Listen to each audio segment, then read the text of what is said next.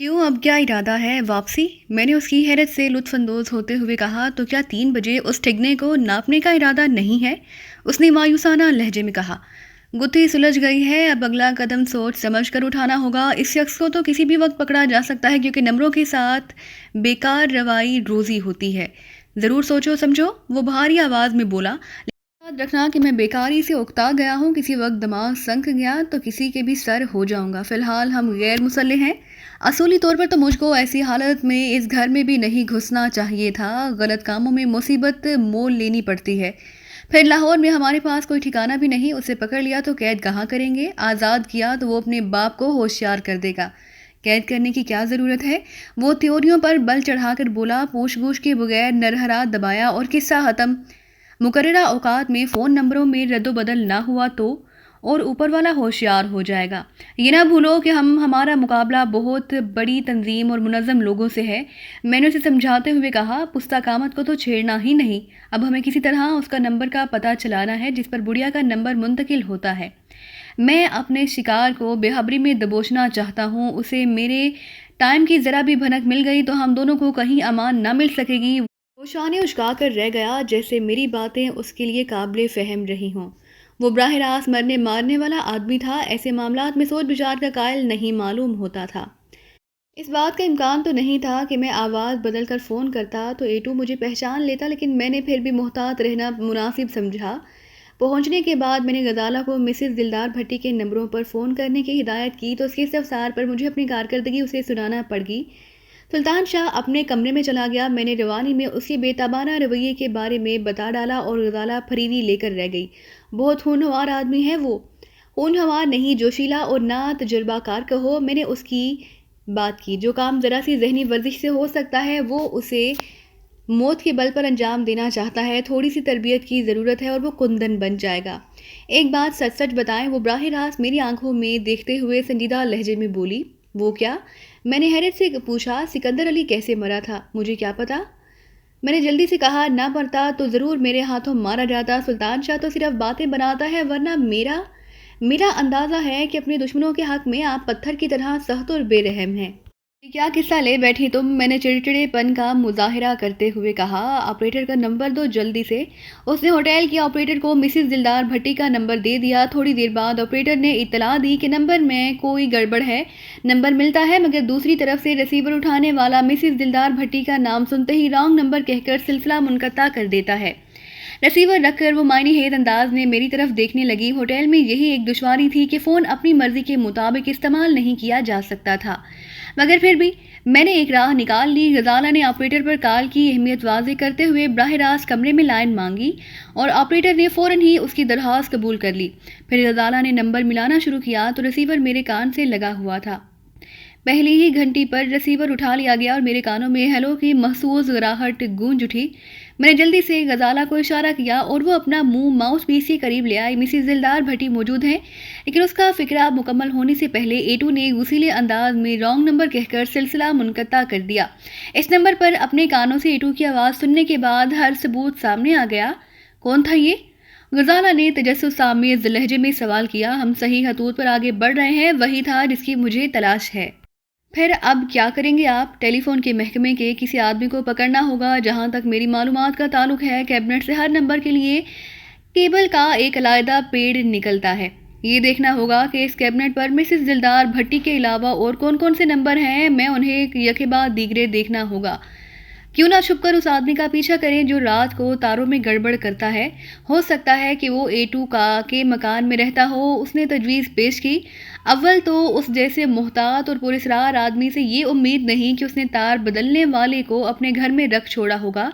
हो सकता है कि तार बदलने वाले को खुद इल्म ना हो कि वो किसके लिए काम कर रहा है। उसे मुंह खोलते देख कर मैंने जल्दी से वजाहत की। फ़ोन नंबर मालूम होना और बात है, लेकिन आदमी से वो ला इल्म होगा। बस किसी न किसी तरह उसे मुकर्ररा वक्त पर अपना मुआवजा मिल जाता होगा। फिर अगर उसे ताकुब का शोबा हो गया और वो किसी से उसका जिक्र कर बैठा तो ना सिर्फ उसे मार दिया जाएगा, बल्कि हमेशा के लिए एटू का सुराख खो देंगे हम। मैं तंजीम के तरीक़ाकार से अच्छी तरह वाकिफ़ हूँ। यहाँ राजदारी पहली फुर्सत है।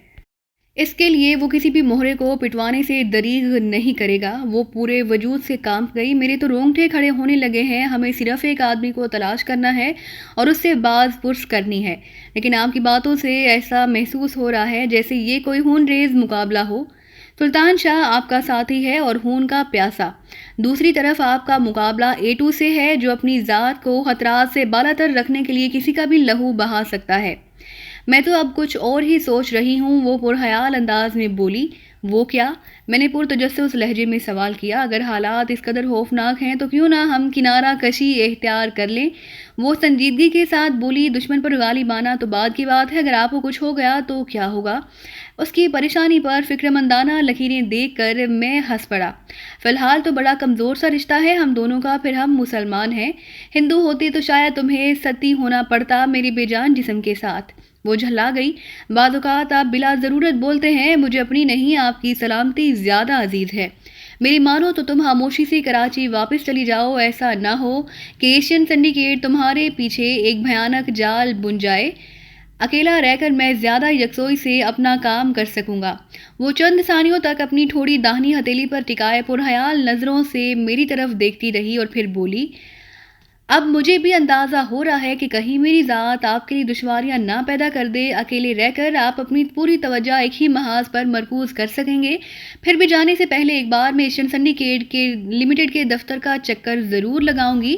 اس ادارے کی طرف سے میرے ذہن میں گہرا تجسس انگڑائیاں لے رہا ہے۔ غنیمت ہے کہ تم نے بہت جلد ہی صورتحال کا اندازہ لگا لیا۔ اگر مجھ سے ذرا بھی چوک ہو گئی تو مجھے قابو میں کرنے کے لیے وہ تم پر ہاتھ ڈال سکتے ہیں۔ میں نے گہرا سانس لے کر بتایا۔ سلطان شاہ اب کیا کرے گا؟ چند ثانیوں کے بعد غزالہ نے کسمساتے ہوئے سوال کیا۔ کل تم ایشین سنڈیکیٹ جاؤ گی تو وہ دور رہ کر تمہاری نگرانی کرے گا۔ میں بھی یہاں سے جلد از جلد واپس لوٹنا چاہتا ہوں تاکہ کسی کو کراچی سے میری غیر حاضری کا علم نہ ہو سکے۔ اس ہنگامی دور میں بھی ایک اہم کام میرے سپرد ہے جسے اب مکمل ہو جانا چاہیے، ورنہ میری پوزیشن محدود ہو جائے گی۔ کون سا اہم کام؟ اس نے حیرت سے سوال کیا۔ کیریئرز کے ذریعے ہیروئن کی بیرون ملک سمگلنگ۔ میں نے ایک بار پھر گہرا سانس لیا۔ اس وقت تنظیم کی ساری سرگرمیاں معطل ہیں، لیکن یہ کام بہر صورت ہونا ہے۔ آدمیوں کا انتظام کرتے ہی مجھے A2 سے رابطہ پیدا کرنا ہوگا تاکہ اس سے بقیہ ہدایات لے سکوں۔ آپ گلے تک اس دلدل میں پھنسے ہوئے ہیں، وہ تعصف آمیز لہجے میں بولی۔ خدا کرے کہ ہم دونوں جلد ہی اس منحوس تنظیم کا شیرازہ منتشر کرنے میں کامیاب ہو جائیں۔ میں اس کی معصوم سی خواہش پر دل ہی دل میں ہنس کر رہ گیا۔ اگر محض بددعاؤں سے بدی کا مٹنا ناممکن ہوتا تو شاید دنیا اس وقت جنت بن چکی ہوتی۔ مکان وسیع و ریز تھا۔ پھاٹک سے لے کر در و دیوار تک ہر چیز سے تزک و احتشام جھلک رہا تھا، لیکن ان سب تاثرات پر ویرانی کا احساس بری طرح حاوی تھا۔ پھاٹک کے قریب دیوار پر چڑھی ہوئی پھولدار بیلوں کے سبز پتوں پر جمی ہوئی گرد کی تہوں سے ظاہر ہو رہا تھا کہ وہاں دیکھ بھال کا عنصر نہ ہونے کے برابر تھا۔ پھاٹک کے سامنے سے گزرتے ہوئے نہ جانے کیوں میری چھٹی حس نے وہاں ویرانی کا اعلان کیا تھا۔ صبح میں نے غزالہ کی دیکھ بھال کے بارے میں سلطان شاہ کی بریفنگ کی تھی۔ اس کے بعد وہ دونوں الگ الگ ہوٹل سے روانہ ہو گئے تھے۔ ان کے جانے کے بعد میں کافی پیتے ہوئے مسلسل غزالہ کو درپیش امکانی خطرات کے بارے میں سوچتا رہا، پھر ذہنی رو میں تبدیلی کے خیال سے اخبار لے بیٹھا، مگر خبریں پڑھنے کے باوجود ذہن میں چلتے ہوئے چرگے کا سلسلہ منقطع کرنے میں کامیاب نہ ہو سکا۔ 10 بجے میں متشبہ کیبنٹ کا نمبر لے کر علاقے کے ٹیلی فون ایکسچینج میں جا پہنچا۔ وہاں تھوڑی دیر کے بعد میں سائیکل پر روانہ ہونے والے محکمے کے ایک کارکن سے رابطہ قائم کرنے میں کامیاب ہو گیا، جو میری گفتگو سے مروب ہو گیا۔ میں نے اپنے مقصد پر آنے سے قبل 100 روپے کا ایک نوٹ اسے تھمایا، جسے اس نے کچھ کہے سنے بغیر اپنی جیب میں ڈال لیا۔ شاید اس قسم کا لین دین اس کے معمولات میں شامل تھا، البتہ نوٹ کی مالیت اس کے لیے حیران کن رہی تھی۔ کیبنٹ کا نمبر اس نے غور سے دیکھا، پھر چند منٹ میں واپسی کا وعدہ کر کے دفتر کی عمارت میں چلا گیا۔ جاتے جاتے وہ اپنی سائیکل میری تحویل میں دے گیا تھا۔ واپس آیا تو کاغذ کے پرزے کی پشت پر 7 نمبر درج تھے۔ اس نے یہ جاننے کی کوشش نہیں کی کہ نمبروں میں میرے لیے کیا دلچسپی ہے۔ اس سے رخصت ہو کر میں نے GPO کال آفس سے نیومیریکل ڈائریکٹری لے کر نمبروں کے مطابق 7 پتے نوٹ کیے اور اپنی مہم پر روانہ ہو گیا۔ یکے بعد دیگرے میں نے ان 7 مکانوں کا جائزہ لیا۔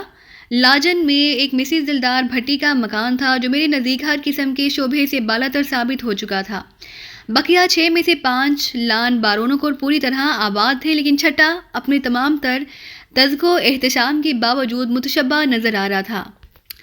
इस इब्तदाई जायजे के बाद मैंने कुर्बो जवार में घूमकर खासा वक्त बर्बाद किया। इस दौरान में मालूम हुआ कि बकिया पांचों इम्कानात में इलाके के शुरफा का क़याम था, जो अयालदार होने के साथ साथ लगे बंदे मामूल के आदी थे। मेरे नज़दीक इस मकान में किसी शख्स के मोअज़्ज़िज़ और शरीफ होने के लिए महज माली अयालदारी से बाहैसियत होना काफ़ी था, और जब तक किसी आसूदा हाल के बारे में पुलिस या किसी और ज़रिए से कानून के खिलाफ वर्जी का इंकशाफ न हो, उसके पड़ोसी वगैरह उसे मोअज़्ज़िज़ समझते रहते हैं। इस फ़लसफ़े की रोशनी में इन पांचों इम्कानात को भी मैंने अपनी फ़हरिस्त से खारिज नहीं किया, लेकिन छठा वीरान मकान अमली सहूलतों की बिना पर मेरी निगाहों में ज़्यादा अहमियत इख्तियार कर गया था। यही वजह थी कि इस वक्त मैं दोबारा इस वीरान मकान के कुर्बो जवार में मंडला रहा था। बज़ाहिर वहाँ मुकम्मल वीरानी का राज था, लेकिन मुझे पूरा यकीन था कि अंदर कोई ना कोई रखवाला ज़रूर मुकीम होगा, क्योंकि दोनों आहनी फाटकों में से कोई भी बाहर से मुकफ़्फ़ल नहीं था। उस रोज़ मैंने होटल से खाली हाथ निकलने की हमाकत नहीं की। मेरी जेब में वो मुख्तसर सा पिस्तौल भरे हुए चैम्बर के साथ मौजूद था, जो सीवन के ज़रिए बावर्दी ब्रीफ केस में मुझ तक पहुंचा था।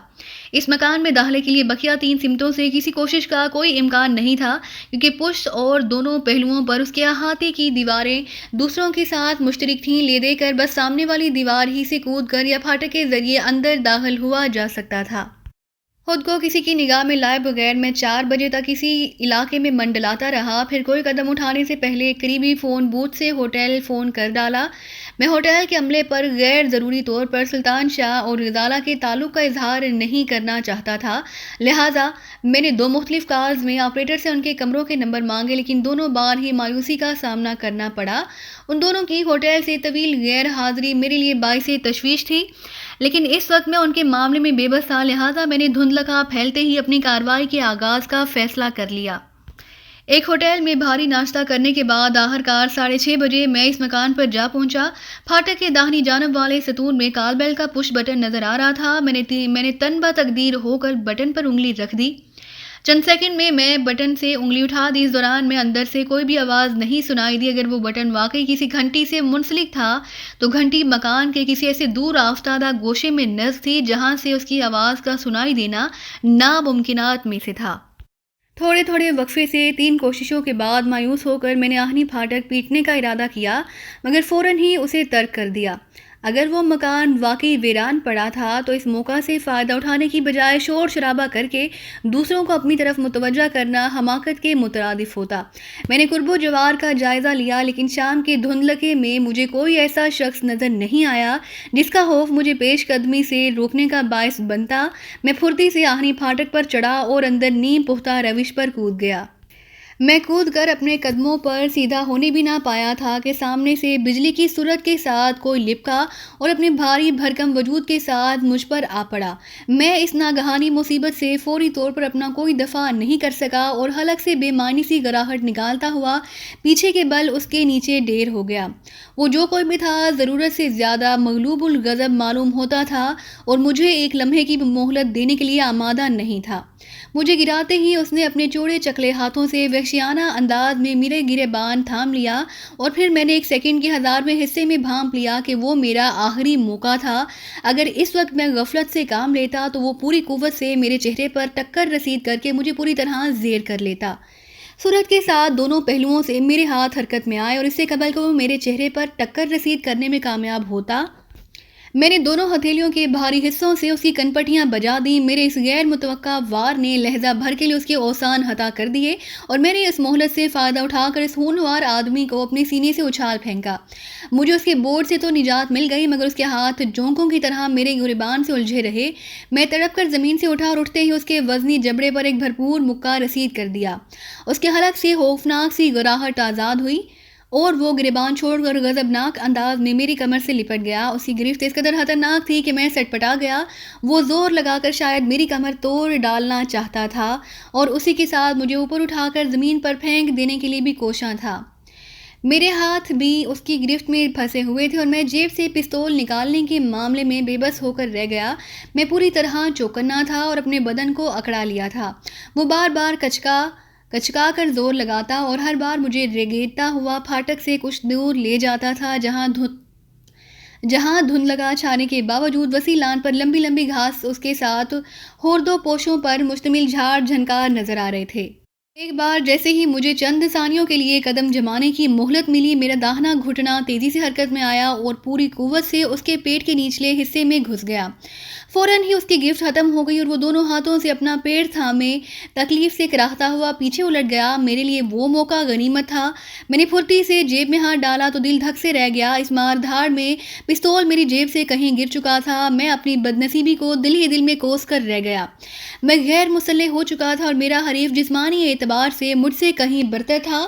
مجھے لمحے بھر کے لیے خیال آیا کہ شاید وہ بھی غیر مسلح ہی تھا۔ اس کے پاس کسی قسم کا اسلحہ موجود ہوتا تو میرے اندر کودنے پر وہ مجھ پر حملہ آور ہونے کی بجائے اسلحہ کی زد پر مجھے للکار کر اپنا قیدی بنانے کی کوشش کرتا۔ اس وقت بازی پلٹ ضرور گئی تھی، لیکن میری ذات بھیانک خطرات سے محفوظ تھی۔ اندھیرے کے باعث میرا حریف ہرگز میرے حد و حال کا اندازہ نہیں لگا سکا تھا۔ اگر وہ ایٹو کا ہی نمک خوار تھا تو میرے نکل جانے پر اپنے آقا کو کسی نامعلوم آدمی کی مداخلت کی اطلاع دیتا اور ایٹو شاید اس مکان کو استعمال کرنا ترک کر دیتا۔ ہو سکتا تھا کہ فون نمبر کے بارے میں اپنی حکمت عملی ہی بدل لیتا اور اس کے سراغ کے سلسلے میں مجھے اثر نو محنت کرنا پڑتی، لیکن اسے بھول کر بھی مجھ پر شبہ نہ ہوتا۔ دوسری طرف اگر میرا حریف اپنی بے پناہ طاقت کے بل پر مجھے اپنا قیدی بنا لینے میں کامیاب ہو جاتا تو میرا انجام یقیناً عبرت ناک ہوتا۔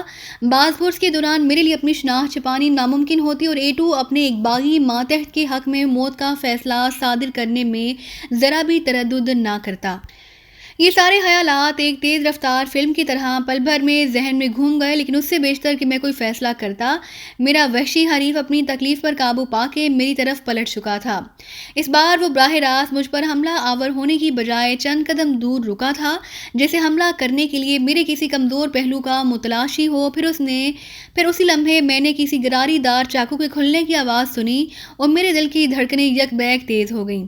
صورتحال اچانک ہی گھمبیر ہو گئی۔ اس کے ہاتھ میں دبے ہوئے چاقو کا پھل اس کے ہاتھ کی جنبش کے ساتھ کسی زاویے پر چمک اٹھتا اور وہ دانت پیس کر مغلظات بکتا میری طرف بڑھ رہا تھا۔ وہ طاقت کے گھمنڈ پر پر اعتماد تھا اور آخری وار کرنے سے پہلے بھبکیاں دے دے کر مجھے خوفزدہ کرنے کی کوشش کر رہا تھا اور میں آہستہ آہستہ پیچھے ہٹتا جا رہا تھا۔ یوں ہم دونوں کے درمیان چند قدم کا فاصلہ مسلسل برقرار تھا۔ آج تیرا نرہرا نہ کاٹا تو میرا نام نہیں، وہ ایک مرتبہ پھر چاقو والے ہاتھ کو آگے اچانک بڑھا کر نفرت آمیز لہجے میں گرایا۔ اس بار مجھے وہ موقع نظر آ ہی گیا جس کے انتظار میں پسپائی محسوس کرتا ہوا تاریک لان کی طرف سرک رہا تھا۔ میں نے سرت سے اپنی جگہ چھوڑی اور اس پر جا پڑا۔ اسے میری پیش قدمی کا ذرا بھی توقع نہیں تھی، پھر بھی آخری لمحے پر اس نے میری زد سے نکلنے کی بہت کوشش کی، لیکن میں نے اپنی کلائی پر چاقو کے پھل کی چند خراشوں کی پرواہ کیے بغیر اس کی داہنی کلائی اپنی گرفت میں پوری قوت سے موڑنا شروع کر دی۔ اس کے لیے شاید وہ مقابلہ کھیل تھا، مگر میرے لیے زندگی اور موت کا مسئلہ تھا۔ اس کا چاقو والا داہنا ہاتھ نیچے تک جانے کے بعد میں نے ایک وحشیانہ جھٹکے کے ساتھ کلائی موڑنے میں شانے کے نیچے کمر سے زور لگا دیا اور وہ تکلیف سے کراہتا ہوا بے اختیار قدرے آگے جھک گیا۔ میں مسلسل اوپر ہی زور لگاتا رہا تاکہ داہنے شانے پر دباؤ میرے حریف کے لیے ناقابل برداشت ہو جائے اور وہ شانہ اکڑنے سے پہلے چاقو چھوڑ دے۔ خاموش مگر جان گسل زور آزمائی جاری رہی۔ اس نے 2 بار ٹانگوں پر لات مار کر میرا توازن بگاڑنے کی کوشش کی، مگر پھر جب تیسری بار اس نے بائیں ٹانگ چلائی تو میں نے ہاتھ چھوڑ کر اس کی داہنی ٹانگ لپک لی اور وہ حلق سے کریہا آوازیں نکالتا ہوا ڈھیر ہو گیا۔ گرتے ہوئے اس کے حلق سے غیر ارادی طور پر نکلنے والی او کی درد میں ڈوبی ہوئی آواز میرے لیے بہت فرحت بخش تھی۔ میں نے ذرا دور ہٹ کر دیکھا تو اس کا داہنا ہاتھ پسلیوں سے نیچے پیٹھ کے نیچے دبا ہوا تھا اور وہ آہستہ آہستہ پہلو بدل رہا تھا۔ پھر اس کا لہو لہان لباس سامنے آ گیا۔ گرتے ہوئے چاقو کا پھل بری طرح سے اس کے پیٹ میں اتر گیا اور زخم سے تیزی سے خون بہہ کر زمین میں جذب ہو رہا تھا۔ اس نے کراہتے ہوئے بدقت تمام چاقو اپنے پیٹ سے باہر نکالا۔ اب وہ میری طرف متوجہ نہیں تھا۔ اس نے کہنیاں ٹیک کر اٹھنا چاہا، پھر ایک دم پشت کے بل زمین پر گر کر دونوں ہاتھوں سے یوں زخم کو تھاما تھا جیسے کھلے ہوئے پیٹ سے آنتیں باہر نکل پڑنے کا خوف ہو۔ میں نے بڑھ کر بے رحمی سے اس کی کنپٹی پر ایک ٹھوکر رسید کی اور پھرتی سے پیچھے ہٹ آیا۔ اس وقت اپنے حریف کے بارے میں میرا دل نفرت یا ہمدردی کے جذبات سے یکسر آری تھا۔ میری نگاہ میں وہ محض ایک مہرہ تھا اور میں نہیں چاہتا تھا کہ نسبتاً خاموشی کے ماحول میں ہونے والے مقابلے کے بھیانک انجام کو اپنی یقینی موت کی صورت میں بھانپ کر کہیں وہ چیخو پکار شروع نہ کر دے تاکہ قرب و جوار کے لوگ ادھر متوجہ ہو جائیں اور میری فرار کی راہیں مسدود ہو جائیں۔ ٹھوکر کھا کر وہ کراہا اور اس کا پورا بدن زمین سے کئی انچ اوپر اچھلا۔ اس کے بعد اس کی آواز معدوم ہو گئی اور جسم ہلکی سی تشن سے گزر کر ساکت ہو گیا۔ میں نے بہت احتیاط سے اس کا جائزہ لیا تو وہ واقعی بے ہوش ہو چکا تھا۔ چاقو اس کے قریب ہی زمین پر پڑا ہوا تھا اور اس کے اپنے لہو میں ڈوب چکا تھا۔ اس کی نبضوں کی رفتار بھی قدرے سست ہو گئی تھی اور بہنے والے خون کی بھاری مقدار کو دیکھتے ہوئے یہ اندازہ لگانا دشوار نہیں تھا کہ اسے فوری طبی امداد نہ ملتی تو وہ مر جائے گا۔ مقابلے کے کسی بھی مرحلے پر میں نے اسے قتل کرنے کے بارے میں نہیں سوچا، وہ ضرور میرا نرہرا کاٹنے کے بارے میں ہر ذات سرائی کر رہا تھا، جبکہ میں سراسر مدافعت ہی کرتا رہا۔ اگر اس کے باوجود وہ مر رہا تھا تو یہ اس کا اپنا مقدر تھا جسے تبدیل کرنے کا نہ مجھے کوئی اختیار تھا اور نہ ہی حق۔ طبلِ جنگ بج چکا تھا۔ ایٹو اور اس کی تنظیم کے خلاف میری جنگ کا آغاز ہو چکا تھا اور اس جنگ میں فتح کے لیے سب کچھ جائز تھا۔ جاں بلب دشمن کی موت کا انتظار کرنے کی بجائے میں اپنے گمشدہ پستول کی تلاش میں مصروف ہو گیا۔ میرے لیے اس کا حصول بہت ضروری تھا، ورنہ اس معاملے میں میری ذات بے نقاب ہو سکتی تھی۔ ہم دونوں کا مقابلہ مختصر سے رقبے میں ہوا تھا، لہٰذا جلد ہی اپنا پستول تلاش کرنے میں کامیاب ہو گیا۔ مجھے یقین تھا کہ اصل عمارت میں داخلے کے لیے اب شاید اس ہتھیار کے استعمال کی نوبت نہیں آئے گی۔ اس عمارت میں اگر کوئی اور متنفس موجود ہوتا تو ضرور اپنے ساتھی کی مدد کو آتا۔ غالباً وہی اس عمارت کا اکلوتا رکھوالا تھا، بظاہر اس عمارت کا واحد مکین۔ میرے ہاتھوں بے ہوش ہو کر موت کی راہ پر گامزن ہو چکا تھا اور اس عمارت میں میرے لیے کوئی خطرہ نہیں تھا، لیکن میں تنظیم اور اس کے بڑوں کے طریقہ کار سے خوب واقف تھا۔ وہ لوگ ارتکاب جرم کے روایتی طریقوں کے عادی نہیں تھے، بلکہ جدید دور کی ایجادات سے بھرپور استفادے کے قائل تھے۔ مجھے اچھی طرح یاد تھا کہ C1 نے جیوا ہاؤس کے جس کمرے میں طاقتور ٹرانسمیٹر MT300 نصب کیا، وہاں کسی کی مداخلت بیجا سے نمٹنے اور واقف رہنے کے لیے دوسرے شعبوں کے علاوہ خودکار کیمرہ بھی نصب کیا گیا تھا تاکہ مداخلت کار کی تصویر لے کر بعد میں جوابی کارروائی کی جا سکے۔ تو دوستو، یہ تھی ہماری آج کی کہانی۔ امید کرتے ہیں کہ آپ کو یہ ویڈیو پسند آئی ہوگی، لیکن جانے سے پہلے ہماری ویڈیو کو کیجیے لائک اور شیئر کرنا مت بھولیے، اور اسی کے ساتھ کومنٹ کر کے ہمیں بتائیے کہ آپ کو یہ کہانی کیسی لگی۔ اور اگر ابھی تک آپ نے اس چینل کو سبسکرائب نہیں کیا تو اس چینل کو کیجیے سبسکرائب اور بیل آئیکن دبا کر آل نوٹیفیکیشنز آن کر لیجیے۔